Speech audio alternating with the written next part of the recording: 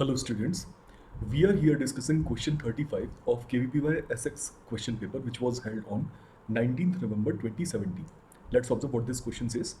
The N side of the depletion layer of PN junction, इसमें से कौन सा ऑप्शन सही है वो हमें पता लगाना है. Always has the same width as P side, has no bound charges, is negatively charged and is positively charged. So let me tell you that जब हम इस इमेज में देखते हैं, so आप इस इमेज में ऑब्जर्व कर सकते हो कि ये जो रीजन है जिसे ग्रे कलर से कलर किया हुआ है, this is your depletion zone. Okay, so depletion zone के अंदर जो एन साइड है, it contains positive charge. Y?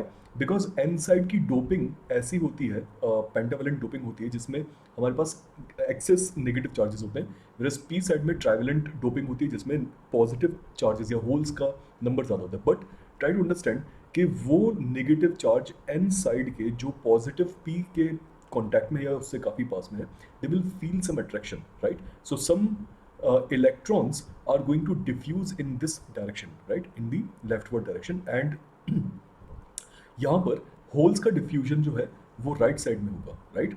So that is why N side जो है उसमें डिप्लीशन जोन के अंदर हमें पॉजिटिव चार्ज दिखाई देता है. So option D definitely becomes correct. But I think all of you guys now has understood कि यहाँ पर ऑप्शन सी डेफिनेटली सही नहीं होगा. But let's talk about option A and B. यही इस क्वेश्चन की ब्यूटी है कि यहाँ पर हमसे ये बोला जाए कि it has no bound charges. Okay, now what is the meaning of bound charges? Bound charges are those charges जो कि इस रीजन के अंदर कन्फाइंड होते हैं. They are stuck inside this region. So let me tell you, नहीं, ऐसा नहीं है. There are several bound charges which obviously are positive charges या होल्स हैं जो कि यहाँ प्रेजेंट है. सो इसका मतलब ऑप्शन बी भी गलत है. एंड सबसे इंटरेस्टिंग जो ऑप्शन है वो है option A, that always have the same width as P side.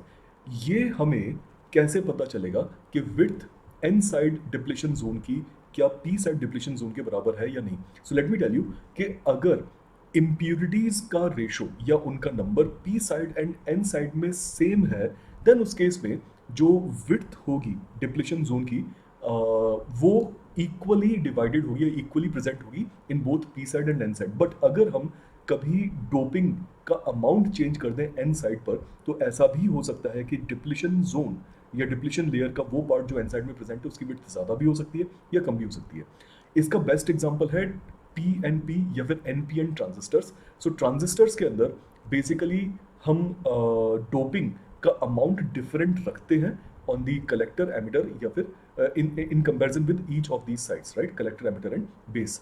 सो यहाँ पर अगर डोपिंग का अमाउंट चेंज हुआ तो ऑब्वियसली डिप्लेशन लेयर का अमाउंट या उसकी विड्थ भी चेंज हो जाएगी. एंड हेंस ऑप्शन ए हमेशा सही नहीं है. Always it is not correct. Okay, it may be correct in some cases but it is not always correct and that is why option A is also wrong.